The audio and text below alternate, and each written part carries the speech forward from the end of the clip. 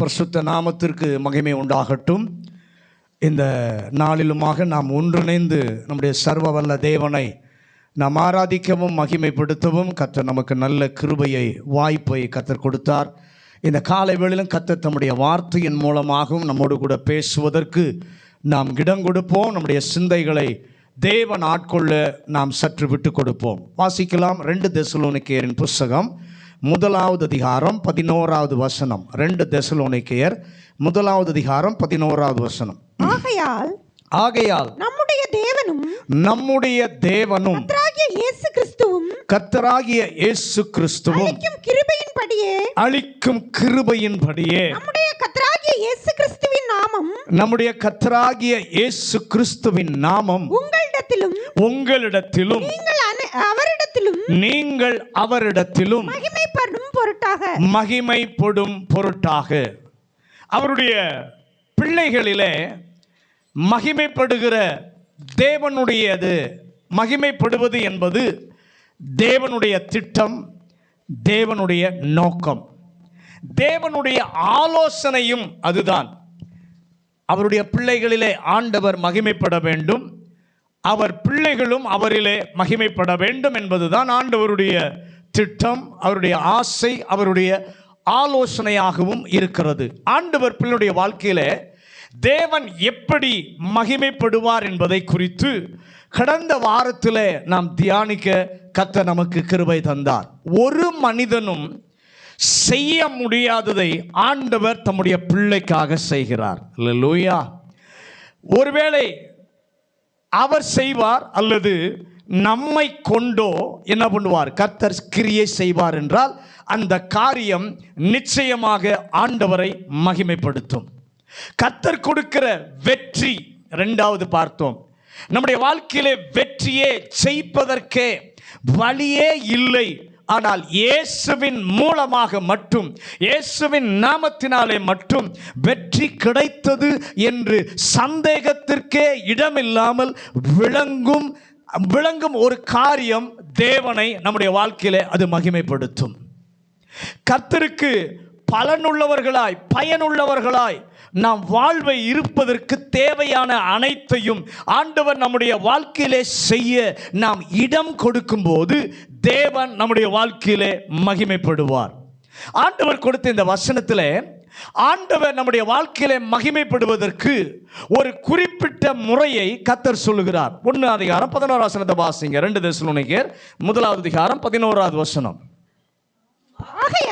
ஆகையால் நம்முடைய தேவனும் கர்த்தராகிய இயேசு கிறிஸ்து அளிக்கும் கிருபையின்படியே நம்முடைய கர்த்தராகிய இயேசு கிறிஸ்துவின் நாமம் உங்களிடத்திலும் நீங்கள் இந்த இடத்துல பார்க்கும் பொழுது கர்த்தர் மகிமைப்பட என்று சொல்லாமல் நம்முடைய கர்த்தராகிய இயேசுவின் நாமம் உங்களிடத்திலே மகிமைப்பட. அதனுடைய பொருள் என்ன, அதனுடைய அர்த்தம் என்ன? நம்முடைய பெயர் அல்ல, நமக்கு உதவியாய் இருந்த எவருடைய பெயரும் அல்ல, ஆண்டவருடைய பெயர் மட்டுமே மேன்மைப்படுத்தக்கூடிய நிலையில் இருந்தால் கர்த்தருடைய நாமம் நிச்சயமாய் நம்மிலே மகிமைப்படும். விசுவாசிக்கிறவர்கள் கரங்க உயர்த்தி ஆண்டவருக்கு ஒரு நன்றி சொல்லலாமா? ஹல்லேலூயா, ஹல்லேலூயா. எங்கள் வாழ்க்கையில் ஆண்டவரே உங்களுடைய நாமம் மட்டும் உயர்ந்திருப்பதாக என்கிற சிந்தையோடு கர்த்தருடைய வார்த்தையை நாம் தொடர்ந்து கவனிக்க கர்த்தர் கிருபை தருவாராக. எபேசியரின் புஸ்தகம் 1வது அதிகாரம் 20வது வசனம். எபேசியர் 1வது அதிகாரம் 20வது வசனம். எல்லா துரைத்தனத்திற்கும் அதிகாரத்திற்கும் வல்லமைக்கும் கர்த்தத்துவத்துக்கும் இம்மையில் மாத்திரமல்ல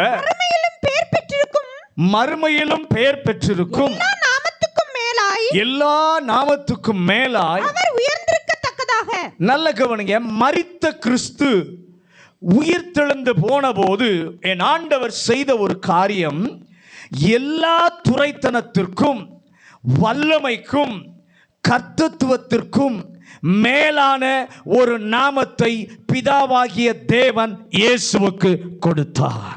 அல்லேலூயா. அவர் விரோதியினுடைய வாழ்க்கையில ஆண்டவருடைய நாமம், அவருடைய பெயர் மட்டுமே மகிமைப்பட ஒரு வழியை ஆண்டவர் வைத்திருக்கிறார். எகிப்திலே கர்த்தர் அதை நிரூபித்தார். பக்கத்தில் பார்த்து சொல்லுங்க, எகிப்திலே விரோதியின் வாழ்க்கையில கர்த்தருடைய நாமம் மகிமைப்பட கர்த்தர் நிரூபித்தார். யார் ஆண்டவரை விரோதிக்கிறார்களோ, அவருக்கு பகைஞராக செயல்படுகிறார்களோ, அவர்கள் இருதயத்தை கர்த்தர் என்ன பண்ணுவாராம்? கடினப்படுத்துவார். யாத்திராகமத்தின் புஸ்தகம் 8வது அதிகாரம் 15, 19, 22 வசனமும் 9வது அதிகாரம் 15வது வசனமும் 22வது வசனத்தையும் வாசிக்க கேட்போம். யாத்திராகமம் 8வது அதிகாரம் 15, 19, 22. லகு உண்டாயிற்று பார்வோன் கண்டபோது, லகு உண்டாயிற்று என்று பார்வோன் கண்டபோது தன் இருதயத்தை கடினப்படுத்தி அவர்களுக்கு செவி கொடுக்காமற் போனான். கர்த்தர் சொல்லியிருந்தபடி ஆயிற்று. 15, 19, 22. அப்பொழுது மந்திரவாதிகள் பார்வோனை நோக்கி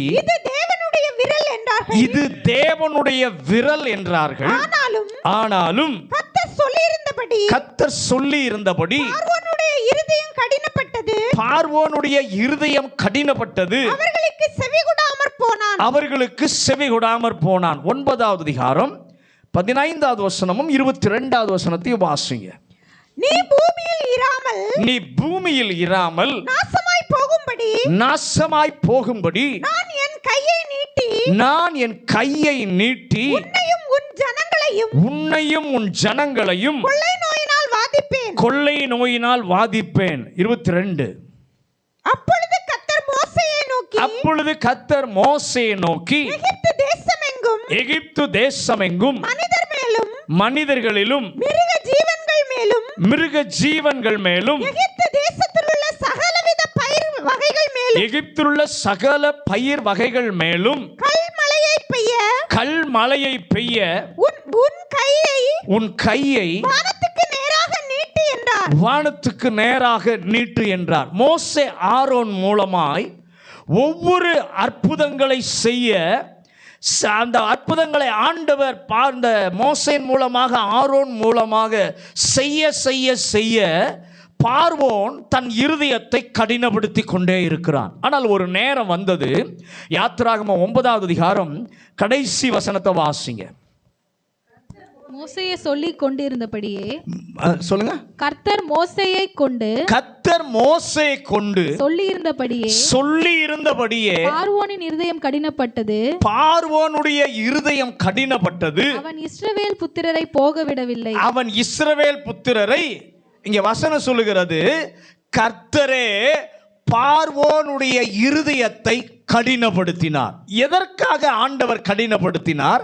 யாத்திராகமம் 10வது அதிகாரம் 1, 2 வசனங்களை வாசிங்க. யாத்திராகமம் 10வது அதிகாரம் 1, 2 வசனங்கள். பின்பு கர்த்தர் மோசேயை நோக்கி நீ பார்வோனிடத்திற்கு போ, அவர்கள் நடுவே நான் இந்த அடையாளங்களை செய்யும்படிக்கு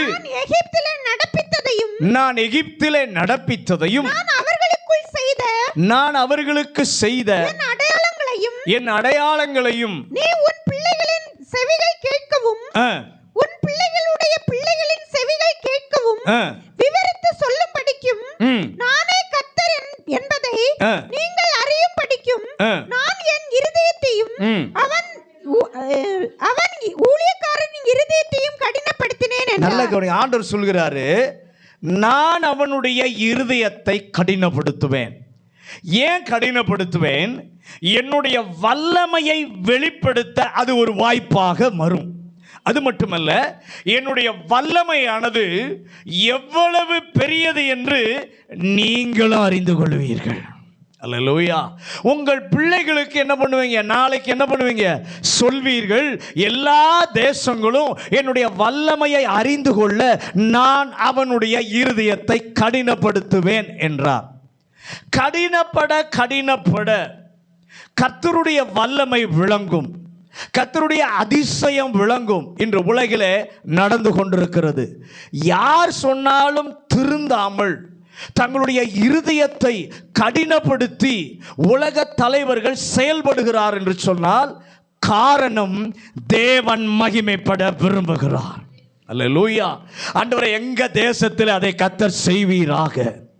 பலமுறை ஜெபித்தும் ஆண்டவர் மாற்றம் தராமல் கடினத்தின் மேல் கடினம் விரோத சக்திகளுக்கு வர காரணம் அவர் பிள்ளை மூலமாக அவருடைய நாமம் மகிமைப்பட என் ஆண்டவர் விரும்புகிறார். கரம் உயர்த்தி ஆண்டவருக்கு ஒரு நன்றி சொல்லுங்க. ஹல்லேலூயா.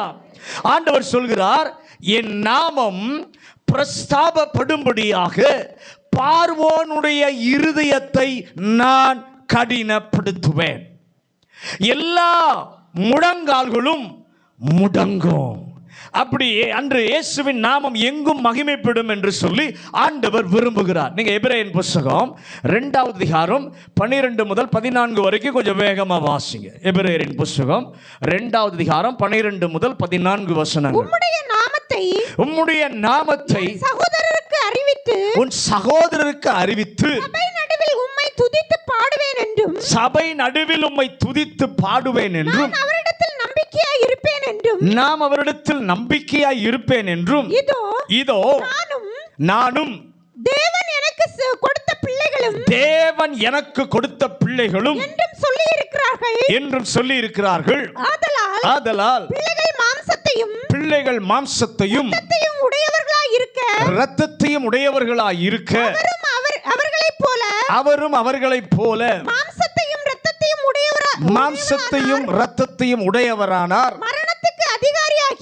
மரணத்துக்கு அதிகாரியாகிய பிசாசானவனை மரணத்தினாலே அழிக்கும்படிக்கு ஜீவகாலம் எல்லாம் மரண பயத்திலே அடிமைத்தனத்துக்குள்ளானவர்கள் யாவரையும் விடுதலை பண்ணும்படிக்கும் அப்படியானார். நல்ல கவனிங்க. பரிசுத்தம் பண்ணுகிறவரும் பரிசுத்தம் பண்ணப்படுகிறவரும் இயேசுவும் இயேசுவுடைய சகோதரரும் தேவனுடைய சபையிலே சேர்க்கப்பட்டு இருக்கிறார்கள். அப்போது ஆண்டவர் சொல்கிறார், உமது நாமத்தை உமது சகோதரர் நடுவிலே நான் அறிவித்து சபை நடுவிலே உம்மை துதித்து பாடுவேன்.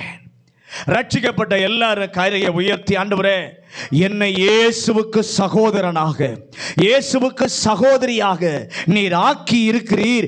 எங்கள் மூலம் உம்முடைய நாமம் மகிமைப்பட நீர் விரும்புகிறீர்.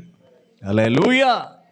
கர்த்தருடைய நாமம் நம்முடைய வாழ்க்கையிலே மகிமைப்படுவதற்கு 5 வழிகள் இருக்கிறது. ஆண்டவருடைய நாமம் நம்முடைய வாழ்க்கையில மகிமைப்படுவதற்கு 5 வழிகள் இருக்கிறது. 2 காரியங்களை கர்த்தர் செய்கிறார். மீதம் உள்ள 3 காரியங்களை நாம் செய்ய வேண்டும். பக்கத்தில் பார்த்து சொல்லுங்க. 2 அவர் நம்முடைய வாழ்க்கையில மகிமைப்பட 5 காரியங்களை செய்யணும். 2 காரியங்களை கர்த்தர் செய்கிறார். மீதமுள்ள 3 நீங்க தான் செய்யணும். அல்லேலூயா. இப்போ ஆண்டவருடைய நாமம் மகிமைப்படுவதற்கு ஆண்டவர் செய்கிற வழிகள் 2 சொன்னேன். அதில் 1 அப்போஸ்தலர் நடபடிகள் 19வது அதிகாரம் 13 17 வசனங்கள். நீங்கள் வீட்டில் போய் வாசித்து பாருங்க. அப்போஸ்தலர் நடபடிகள் 19வது அதிகாரம் 13 17 வசனங்கள். 17 வசனம் சொல்லுகிறது. 17 மட்டும் வாசிங்க. இது எபேசுவிலே குடியிருக்கிற யூதர் கிரேக்கர் அனைவருக்கும் தெரிய வந்தபோது அவர்கள் எல்லாரும் பயமடைந்தார்கள். கர்த்தராகிய இயேசுவின் நாமம் மகிமைப்பட்டது. அல்லேலூயா. 17 வசனம் சொல்லுகிறது, கர்த்தராகிய இயேசுவினுடைய நாமம் மகிமைப்பட்டது. அந்த சூழ்நிலையை சொல்லுகிறேன். பவுலுடைய கையினாலே அநேக விசேஷித்த அற்புதங்களை என் ஆண்டவர் நடைபெற செய்தார். அவன் உருமால்களை, அதாவது கர்ச்சீப் போட்டு ஜனங்கள் சுகமானார்கள். கர்த்தர் ஒரு ஆண்டவர் பிள்ளையை மகிமைப்பட செய்வது, நீங்கள் எதை செய்கிறீர்களோ அதற்கு போட்டியாக, அதற்கு மாறாக செய்ய இன்னொரு ஆளை சத்துரு எழுப்புவான். பக்கத்தில் சொல்லுங்க. கர்த்தர் உங்க வாழ்க்கையில மகிமைப்பட செய்யும் போது நீங்க எதை செய்றீங்களோ அதற்கு போட்டியாக அதை செய்ய இன்னொரு நபரை சத்துரு எழுப்புவான். அவனுடைய கையினால அற்புதம் நடக்கும். பக்கத்தில் சொல்லுங்க, அவனுடைய கையினாலும் அற்புதம் நடக்கும். ஆனால் அற்புதம் நடந்தபோது அந்த தேசத்தில் இருந்த மந்திரவாதிகளில் சிலர் வந்து சொல்லுகிறாங்க, நாங்களும் அப்படி செய்ய முடியும் என்று சொல்லி அவர்கள் வருகிறார்கள். நல்ல கவனிங்க, கர்த்தர் அதை தடுக்கவே இல்லை. பக்கத்தில் சொல்லுங்க, மந்திரவாதிகளும் நாங்களும் செய்வோன்னு வந்தாங்க, கர்த்தர் தடுக்கவே இல்லை. கர்த்தருடைய பிள்ளையே, ஒருவேளை நீங்கள் பணியாற்றுகிற இடங்களிலோ, நீங்கள் படிக்கிற இடங்களிலோ, நீங்கள் குடியிருக்கிற இடங்களிலோ கர்த்தருடைய பிள்ளைகளாய் இருக்கிற உங்கள் மூலம் ஆண்டவருடைய நாமம் மகிமைப்படுவதற்கு சில நேரத்தில் சத்துரு போட்டியாக ஆட்களை எழுப்புவான். ஆமென் சொல்லுங்களேன். எதற்கு? உங்கள் செயலை மழுங்க செய்ய. பக்கத்தில் சொல்லுங்க, எதற்கு போட்டியை எழுப்புறான்? உங்களுடைய செயலை மழுங்க செய்ய. அல்லேலூயா. உங்களுக்கு வருகிற அங்கீகாரத்தை குறைப்பதற்காக. இப்போ ஆண்டவருடைய நாமம் உங்கள் வாழ்க்கையில் மகிமைப்பட்டுச்சுன்னா உங்களுக்கு நல்ல அங்கீகாரத்தை கர்த்தர் கொடுப்பார். அந்த அங்கீகாரம் உங்களுக்கு கிடைக்காம குறைப்பதற்காக சத்துரு என்ன பண்ணுவான்? ஆட்களை எழுப்புவான். அவளை போலவே, அதாவது ஆண்டவருடைய பிள்ளைகள் செய்கிறாங்களே அவங்கள போலவே அற்புதம் செய்ய மந்திரவாதிகளையும் பிசாசு என்ன பண்ணுவான்? எழுப்புவான்.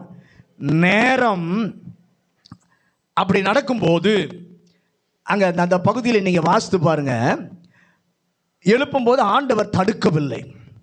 ஆனால் எப்படி மகிமைப்படுவார் என்று சொல்லி பார்க்கும் பொழுது கொஞ்ச நேரம் அவர்களுக்கு அவர்கள் நினைத்தது எல்லாம் நடந்தது போல இருந்துச்சு.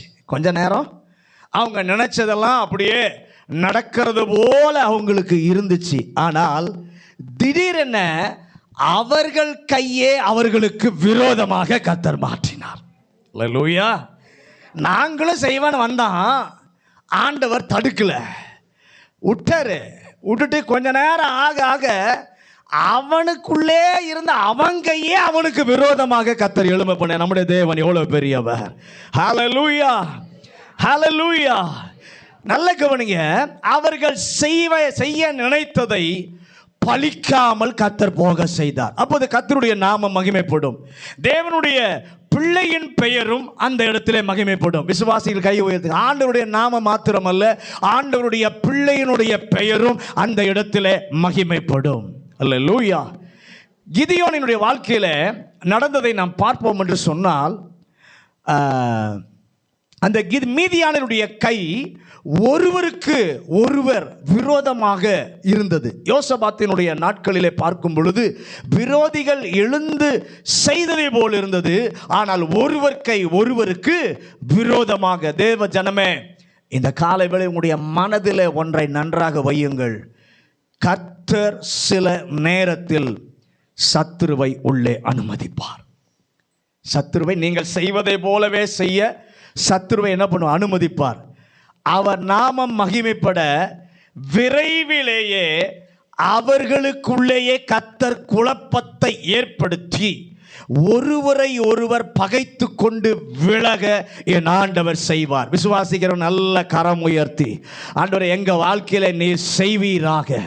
ஆண்டவரே எங்களுக்கு விரோதமாக வருகிறவர்கள் அவர்கள் கையே அவர்களுக்கு விரோதமாக எழும்ப உங்க நாமம் தேவ பிள்ளையினுடைய வாழ்க்கையில மகிமைப்பட என் ஆண்டவர் செய்வீராக. ஆண்டவர் நாமம் நம்மில் மகிமைப்பட மறைமுகமான ஒரு வழி சாத்தானை வைத்தே சாத்தானை தோற்கடித்து என் ஆண்டவர் மகிமைப்படுவார். பக்கத்தில் கையை கொடுத்து சொல்லுங்க, உங்க ஆண்டவருடைய பிள்ளையா இருக்க உங்க வாழ்க்கையில் தேவநாமம் மகிமைப்படுவதற்கு சாத்தானை வைத்தே சாத்தானை தோற்கடித்து தேவநாமத்தை கர்த்தர் மகிமைப்படுத்துவார். அல்லேலூயா. இரண்டாவது ஆண்டவர் செய்கிற காரியம் எசேக்கியேலின் புத்தகம் 36வது அதிகாரம் 22வது வசனம், 22, 23. எசேக்கியேல் 36, 22, 23. ஆதலால் நீ இஸ்ரவேல் வம்சத்தாரை நோக்கி நோக்கி, நீ இஸ்ரவேல் வம்சத்தாரை நோக்கி, கர்த்தராகிய ஆண்டவர் உரைக்கிறது என்னவென்றால், கர்த்தராகிய ஆண்டவர் உரைக்கிறது என்னவென்றால், இஸ்ரவேல் வம்சத்தாரே, உங்கள் நிமித்தம் அல்ல, உங்கள் நிமித்தம் அல்ல, நீங்கள் வந்து சேர்ந்த பிரஜாதிகளிடத்தில் பரிசுத்த குலைச்சலாக்கின பரிசுத்த நாமத்தின் நிமித்தம் நான் இப்படி செய்கிறேன். புறஜாதிகளின் நடுவே நீங்கள் பரிசுத்த குலைச்சல் ஆக்கினதும் அவர்களுக்குள் பரிசுத்த குலைச்சல் ஆக்கப்பட்டதுமான என் மகத்தான நாமத்தை நான் பரிசுத்தம் பண்ணுவேன். அப்பொழுது புறஜாதிகள் தங்கள் கண்களுக்கு முன்பாக நான் உங்களுக்குள்ளும் பரிசுத்தம் பண்ணப்படுகையில் நல்ல கவனி. ஆண்டவர் செய்கிற முதல் காரியத்துல முதலாவது செய்கிற குறிப்பு சொன்ன சத்துருவ சாத்தானை வைத்து சாத்தானை தோற்கடித்தார். இரண்டாவது குறிப்பு, அதுல ஆண்டவர் செய்கிற முதல் காரியத்துல இரண்டாவது குறிப்பு, கர்த்தருடைய நாமம் மகிமைப்படுவதை இந்த பகுதியிலே நாம் பார்க்கிறோம். அப்போது எல்லாரும் சேர்ந்து சொல்லுகிறார்கள், கர்த்தர் நிர்மூலமானவைகளை கட்டுகிறார், பாழானதை பயிர் நிலம் ஆக்குகிறவர் என்று அவருடைய நாமமானது மகிமைப்படுகிறது, அவருடைய பெயர் புகழப்படுகிறது. ஆண்டவர் என்ன செய்கிறார்? அவர் செய்வதை சொல்கிறேன். நம்முடைய வாழ்க்கையினுடைய சூழ்நிலையில அவருடைய பெயருக்கு ஏற்பட்டிருக்கிற களங்கம், அவருடைய பெயருக்கு ஏற்பட்டிருக்கிற மாசு நீங்குவதற்கு கர்த்தர் கிரியை செய்வார். அல்லேலூயா. எப்படி கிரியை செய்வார்? கொஞ்சம் புரிய நமக்கு நேரமாகும். தம்முடைய நாமத்தை ஆண்டவர் 3 பேருக்கு ஆண்டவர் புரிய வைக்கிறார். முதலாவது தானியேலின் புத்தகம் 9வது அதிகாரம் 19வது வசனம். தானியேல் 9:19. ஆண்டவரே கேளும், ஆண்டவரே கேளும், ஆண்டவரே மன்னியும், ஆண்டவரே மன்னியும், ஆண்டவரே கவனியும், ஆண்டவரே கவனியும், என் தேவனே உம்முடைய நிமித்தமாக அதை தாமதியாமல் செய்யும்.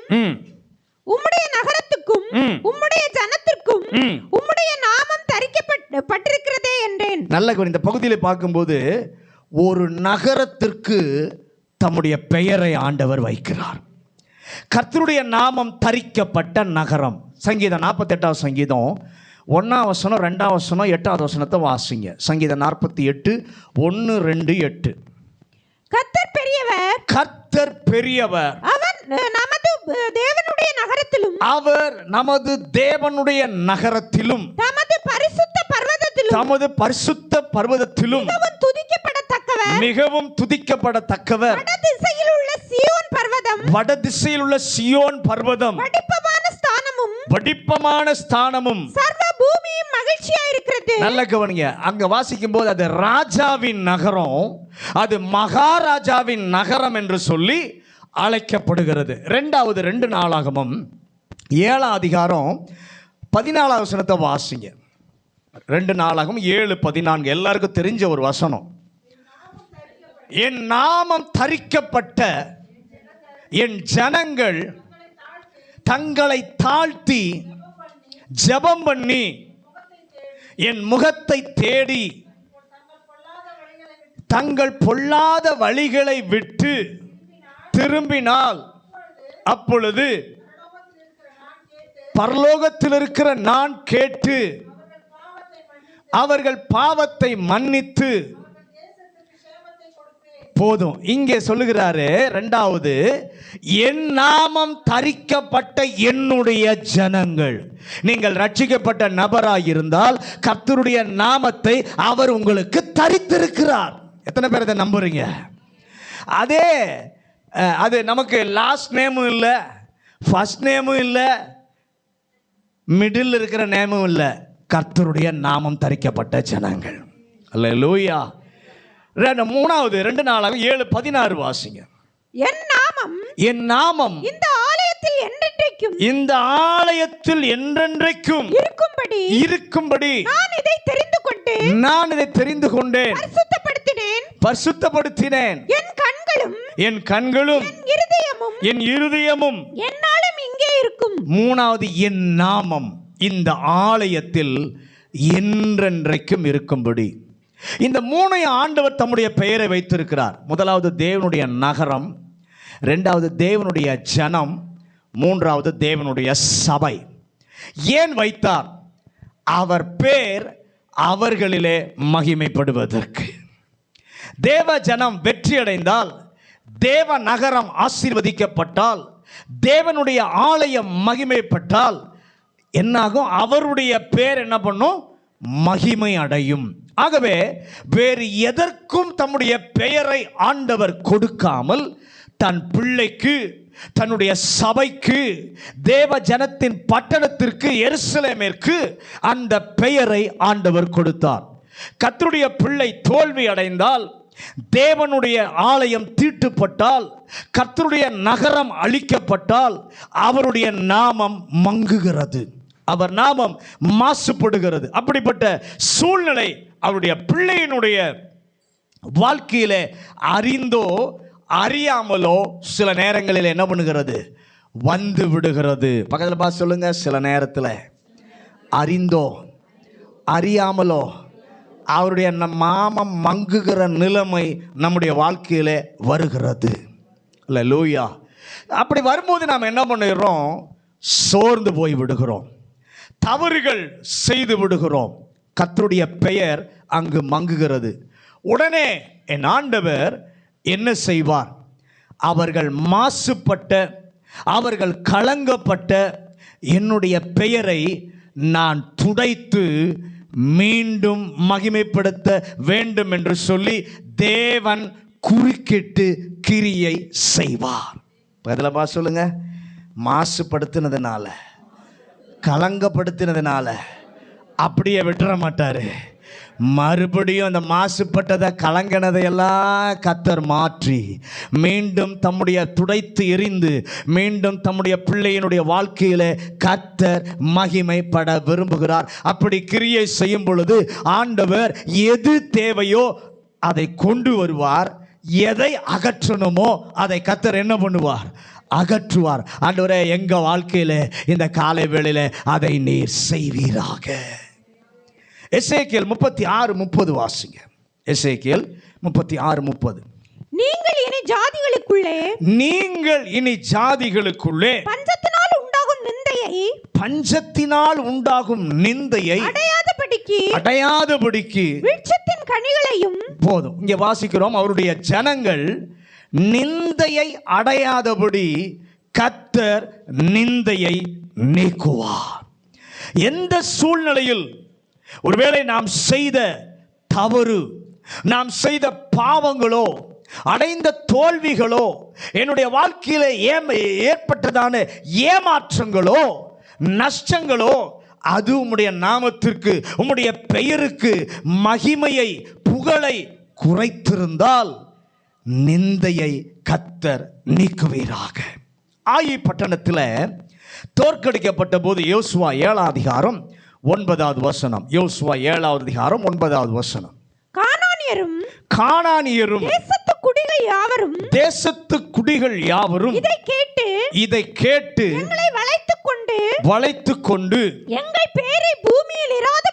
எங்கள் பெயரை பூமியில் இராதபடிக்கு வேறற்று போக பண்ணுவார்களே, அப்பொழுது உம்முடைய மகத்தான நாமத்திற்கு என்ன? யோசுவா புலம்புகிறார். என்ன புலம்புகிறார்? ஆண்டவரே, நாங்கள் தோல்வி அடைந்து விட்டோமே, தோற்று விட்டோமே, உம்முடைய மகத்தான ஆண்டவரே நாமத்திற்கு ஆண்டவரே நீர் என்ன செய்வீர்? எங்களுக்கு கெட்ட பேரை விட உமக்கு அது இழுக்காகி விடுமே அப்படின்னு சொல்லி இந்த காலையில் ஒருவேளை நம்முடைய கதறலும் அதுவாய் இருக்குமானால், அறிந்தோ அறியாமலோ ஆண்டவரே என்னுடைய வாழ்க்கையில் உம்முடைய நாமம் மகிமைப்பட வேண்டிய உம்முடைய பெயர் மங்கி போயிருந்தால் கர்த்தர் நிந்தையை நீக்குவீராக. அல்லேலூயா. கர்த்தர் அந்த நிந்தையை நீக்க 3 வேளைகளை அல்லது 3 காரியங்களை கர்த்தர் செய்கிறார். முதலாவது காரியம் என்ன செய்கிறார்? அந்த நிந்தையை போக்குவதற்காக எசேக்கியேலின் புத்தகம் 36வது அதிகாரம் 26, 27 வசனங்களை வாசிங்க. உங்களுக்கு நவமான இருதயத்தை கொடுத்து, உங்களுக்கு நவமான இருதயத்தை கொடுத்து, உங்கள் உள்ளத்திலே புதிதான ஆவியை கட்டளையிட்டு, புதிதான ஆவியை கட்டளையிட்டு, கல்லான இருதயத்தை உங்கள் மாம்சத்திலிருந்து எடுத்து போட்டு, கல்லான இருதயத்தை உங்கள் மாம்சத்திலிருந்து எடுத்து போட்டு, சதையான இருதயத்தை உங்களுக்கு கொடுப்பேன். போது. நல்ல கவனிங்க. முதலாவது ஆண்டவர் செய்கிறார், தடையை, அதாவது தடையா இருப்பதை நீக்கி அனுகூலமானதை உங்களுக்கு நான் தருகிறேன். இந்த 2 வசனத்திலும் ஆண்டவர் சொல்வது, அவர் மகிமைப்பட, அவருடைய நாமம் மகிமைப்பட, நம்முடைய வாழ்க்கையில மகிமைப்பட எவைகள் எல்லாம் தடைகளாய் இருக்கிறதோ அந்த தடைகளையெல்லாம் ஆண்டவர் நீக்கிவிட்டு அதற்கு பதிலாக அனுகூலமானவைகளை கர்த்தர் நம்முடைய வாழ்க்கையில ஏற்படுத்துவார். எத்தனை பேர் அதை நம்புறீங்க? அல்லேலூயா. இந்த காலையில் ஆண்டவர் அதை செய்வீராக. இஸ்ரவேலுடைய வாழ்க்கையில அவர் நாமம் பரிசுத்த குலைச்சல் அடைந்ததற்கு காரணத்தை பார்க்கிறார். முதல் காரணம் அவர்களுடைய கல்லான இருதயம், அவர்களுடைய கல்லான இருதயம். 2வது அவர்களுடைய சுயநல ஆவி. முதலாவது கல்லான இருதயம், 2வது அவர்களுடைய சுயநல ஆவி. இந்த 2ம் கர்த்தருடைய நாமம் பரிசுத்த குலைச்சல் அடைய காரணமாய் இருந்தது. நம்முடைய வாழ்க்கையிலும் ஒருவேளை நம்முடைய கல்லான இருதயம், நம்முடைய சுயநலம், இது கர்த்தருடைய நாமம் மகிமைப்பட தடையாய் இருக்குமானால் இந்த காலை வேளையில் கர்த்தர் அதை நீக்க விரும்புகிறார். அனுகூலமானதை கர்த்தர் உள்ளே கொண்டு வர விரும்புகிறார். கர்த்தர் மகிமைப்பட முடியாமல் இஸ்ரவேலுடைய வாழ்க்கையிலே இந்த 2 காரியங்கள் தடையாயிருந்தது. நல்ல கவனிங்க. கடினமான இருதயம் இருந்தால், அல்லது என்னுடைய விருப்பம், என் சித்தம், என் வழி என்று சொல்லி சுயம் இருந்தால் அவைகள் கர்த்தருடைய பெயருக்கு என்ன பண்ணும்? தடையாயிருக்கும். கர்த்தருடைய நாமம் மகிமைப்படுவதற்கு அது தடை கற்களாய் இருக்கும். இந்த நாளிலே கர்த்தர் அதை அகற்றிவிட்டு அதற்கு பதிலாக ஆண்டவர் என்ன செய்வார்? சதையான, பக்கத்தில் பார்த்து சொல்லுங்க, கல்லான இதயத்தை எல்லாம் எடுத்துட்டு இந்த காலை வேளையில சதையான இருதயத்தை உங்களுக்குள்ளே வைக்கிறார். ஹல்லேலூயா. இணங்கும் இதயத்தை கர்த்தர் வைக்கிறார். கீழ்ப்படியும் இதயத்தை கர்த்தர் வைக்கிறார். ஹல்லேலூயா. அது மட்டுமல்ல, ஆண்டவர் புதிதான ஆவியை வைப்பேன் என்று சொல்லுகிறார். எசேக்கியேல் 36:27 வாசிங்க. எசேக்கியேல் 36:27. உங்கள் உள்ளத்திலே என் ஆவியை வைத்து என் கட்டளைகளில் நடக்கவும் என் நியாயங்களை கைக்கொள்ளவும் அவைகளின்படி செய்யவும் பண்ணுவேன். 2வது சொல்றாரு, அந்த ஆவி என்ன செய்யும்? என் வார்த்தை, என் இஷ்டம் அல்ல, அவருடைய கட்டளை, அவருடைய வார்த்தையின்படியே மட்டும் நடத்த கர்த்தர் நம்ம கூட இருப்பார். கர்த்தாவே, தடையாயிருப்பவைகளை என்னை விட்டு அகற்றி அனுகூலமானவைகளை இந்த காலை வேளையிலே எனக்குள்ளே கொண்டு வருவீராக. 2வது ஆண்டவர் என்ன செய்வார்? சகரியாவின் புத்தகம் 3வது அதிகாரம் 4-5 வசனங்கள். சகரியா 3வது அதிகாரம் 4-5 வசனங்கள். அவர் தமக்கு முன்பாக நிற்கிறவர்களை நோக்கி இவன் மேல் இருக்கிற அழுக்கு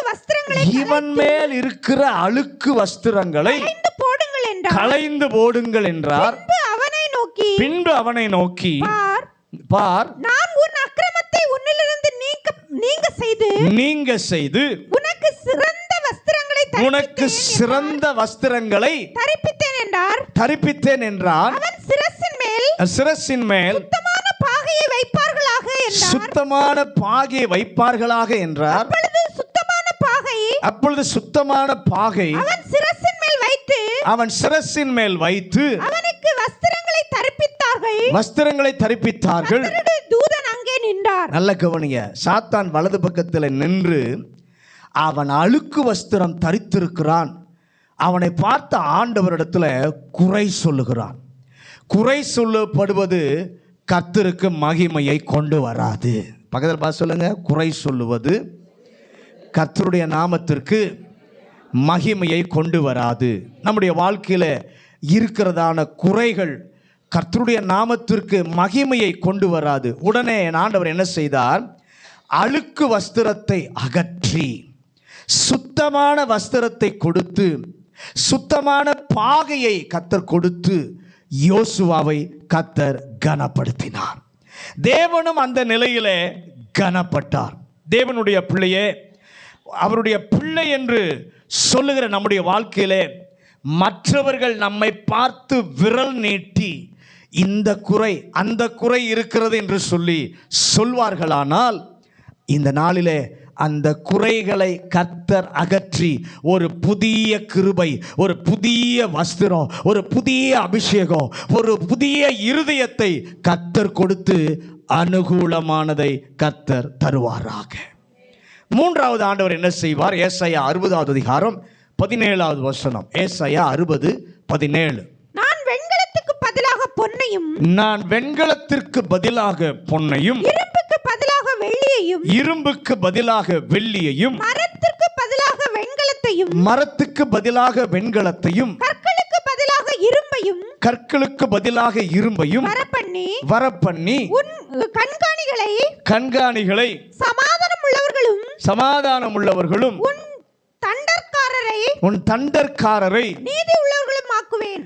கர்த்தருடைய மகிமை தேவ பிள்ளைகள் மேல் வருகிறது. கர்த்தர் மகிமைப்படுவதற்காக ஆண்டவர் சொல்கிறார், நான் வெண்கலத்திற்கு பதிலாக பொன்னையும், இரும்புக்கு பதிலாக வெள்ளியையும்.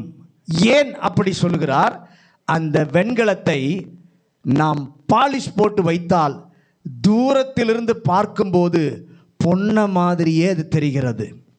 ஸ்டெயின்லெஸ் ஸ்டீல் அதை பளபளப்பாக வைத்தால் வெள்ளி மாதிரியே என்ன பண்ணுகிறது?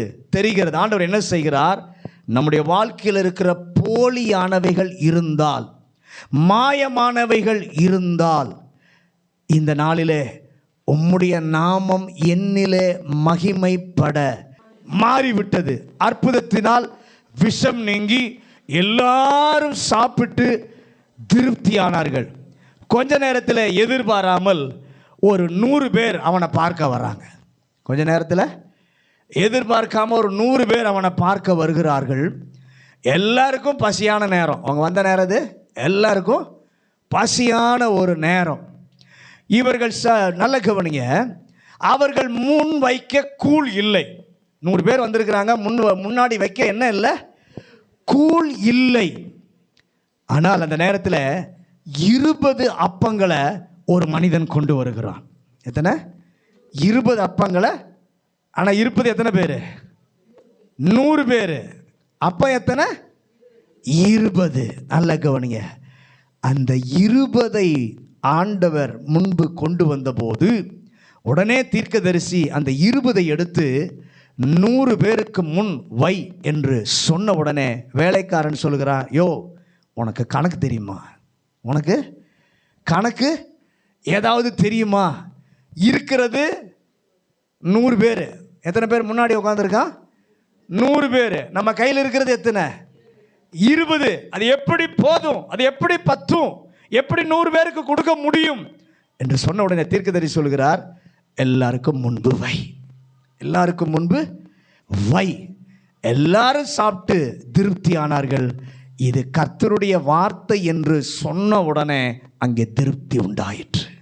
நம்முடைய வாழ்க்கையில் கர்த்தருடைய வார்த்தைக்கு நாம் கீழ்ப்படியும் பொழுது கொஞ்சமாக இருந்தாலும் திருப்தி உண்டாக செய்ய அவராலே முடியும்.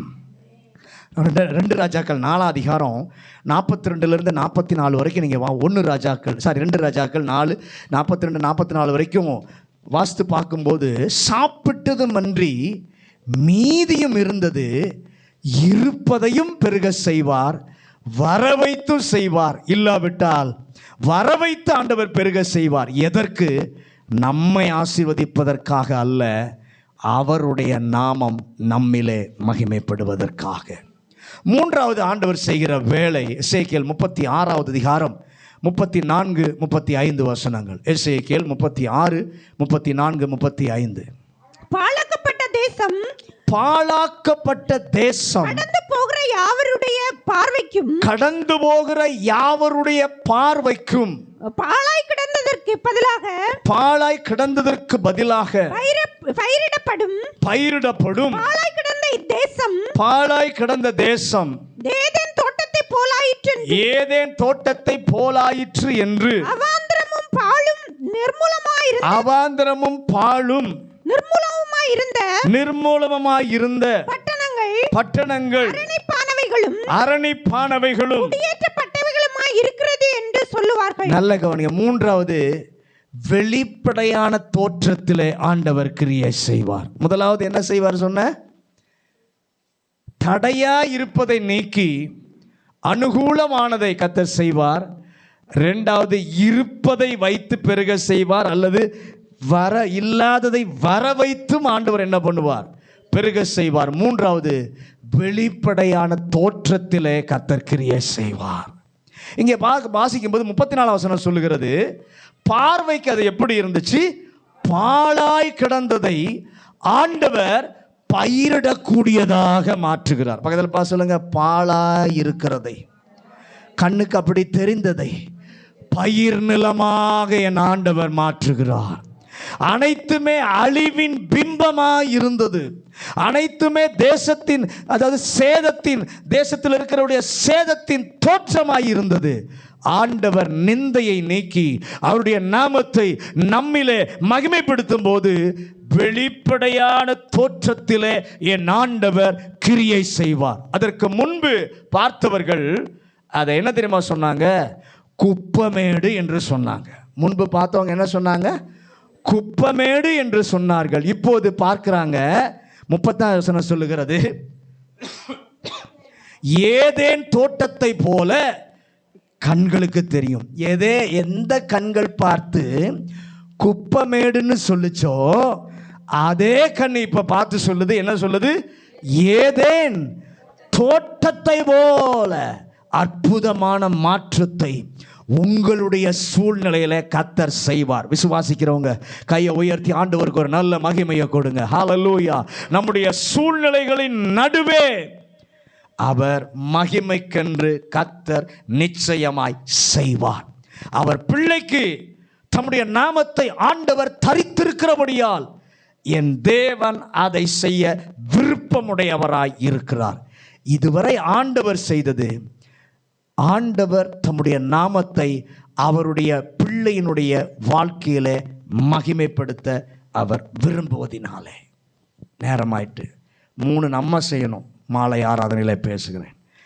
2 ஆண்டவர் செய்கிற அவருடைய நாமம் மகிமைப்பட நம்முடைய வாழ்க்கையில் ஆண்டவர் செய்கிற 2 காரியத்தை இந்த காலை வேளையிலே நாம் கவனிக்க கர்த்தர் கிருபை கொடுத்தார்.